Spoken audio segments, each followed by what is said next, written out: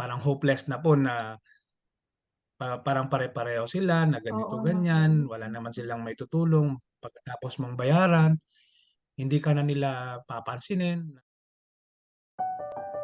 I'm Ray, sir, from GST Pampanga. And isa ko, sir, Yes. sa tao ng GST na nag-asikaso ng application mo. Na, sir, thank you so much, Hello sir, ma'am, for salamat allowing po. us to do this interview. It's good to see you po, sir, finally. Me Ayan, too sir. ma'am, good Kumusta ka, to see you. sir? Eto, okay naman po ma'am sa awa po ng Diyos at sa tulong po ninyo, at least kahit papaano for the past few months, medyo struggle sa tulong po ninyo ma'am, maraming maraming salamat po. And, kumusta yung experience mo, sir, before mo ma-meet si GST? Before ko ma-meet si GST, so me and my wife, marami na po kaming napuntahan. Nag-ask na kami ng lawyer, yung consultant na nakapagbayad na rin po kami, pero despite all those ask for help, wala po silang naibigay. Unlike po sa GST na kahit papaano, hindi po nila kami pinabayaan ng GST. Matanong ko Yeah. lang, sir, paano mo nakilala si GST po? Yung wife ko kasi, palagi po siyang nagbo-browse. So lahat na po ata ng mga consultant na pagtanungan na po niya. And then one time, yung one time, meron siyang kaibigan din na nag-refer kay GST. The first, parang meron kaming worried na siyempre despite sa experience namin, parang hopeless na po na parang pare-pareho sila na ganito ganyan, wala naman silang maitutulong pagkatapos mong bayaran, hindi ka na nila papansinin na, and then tapos pag mag-inquire ka na naman, additional na payment na naman yung hihingin na wala pa namang progress yung application namin. Marami na po kaming naggastos na sige, try natin. So hoping and praying, so trinay namin si GST, walang pag-aalinlangan kasi before kasi kami pumunta doon sa isang nagbrowse kami kung ito ba legit, kung ito ba nakakatulong, at saka at least sa awan ng Diyos, so sa aming pagsisiyasat, trinay namin si GST. We're hoping and praying na sana ito na po yung makakatulong sa amin, and thanks God, it is a blessing kumbaga na we almost pray, yun na lang yung sandigan namin.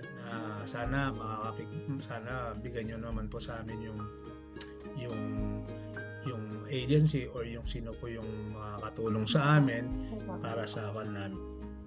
And then thanks, answer prayer din. First, answer prayer, at least nandyan po kayo ma'am, na very helpful and very, kumbaga hindi lang sa very helpful kasi very pushy din na yung kailangan natin dapat. Ayun, at least meron silang hanggang sa huli. Hindi po tayo sumuko, hindi nyo po kami sinukuan at hindi po kami sumuko po sa inyo na magtiwala. Yun yung the best part po yun ma'am. Very, very thankful po sa GST at sa tulong po ninyo ma'am. How about yung sir, overall experience na assistance na binigay sa inyo ni GST? Kumusta, sir? Yung overall po ma'am sa tulong ni GST with our experience, kung may rate ko lang po sa 1 to 10, I rate it more than 10. Wow, grabe naman sa 10, sir. Actually, more than 10 kasi iba yung tulong na kumbaga itinutulong nyo sa amin, sa bawat nangangarap. Ganun po. So, yun yung the best na i-rate ko po. More than 10. Given your experience now, sir, would you recommend us? I-recommend na namin si GST. Actually, sa mga close friend namin, yung mga kagaya din ng misis ko na naghahanap din ng assistance, nirefer na namin si GST. So, lahat ng mga relatives ko, i-highly recommend ko si GST talaga. Wala akong pag-aalinlangan na i-highly recommend ko siya. The best. Sa mga nakaka-experience katulad ng pinagdaanan mo, sir, may message ka po ba? Message ko lang po ay first, tiwala lang sa taas. Totoo na tiwala lang sa taas, wag susuko, and keep on praying. Ang message ko lang po, hindi ito mag-workout kung iisa lang ang gagawa Gagawa. or iisa lang yung gagawa. Yeah, Tama. kailangan talaga ng teamwork tsaka perfect communication. Tama. Yun yung sandigan natin. Sa mga nangangarap, sir, na makapunta ng Canada, sir, may message ka po ba? Sa mga nangangarap na magpunta din sa Canada, so ituloy lang natin yung pangarap natin. Huwag tayong susuko. And be sure na pag pumunta po tayo, ihanda natin yung sarili natin. Dapat buo yung loob mo na pupunta dito. Dapat buo yung loob mo. Willing kang mag-start from back to zero. Iyon. Meron kang willingness. Kailangan mo talaga magsakripisyo. Tuloy nyo lang yung pangarap natin. In God's perfect time lang po talaga. Yun lang naman, no, sir. Yeah. Happy kami, sir, sa nararating mo ngayon. Apo. Have a great day ahead, sir. Thank you so much po sa time mo. Sa bumubuo po ng GST team, at sa inyo po, maraming salamat po sa inyong lahat, sa tulong po ninyo.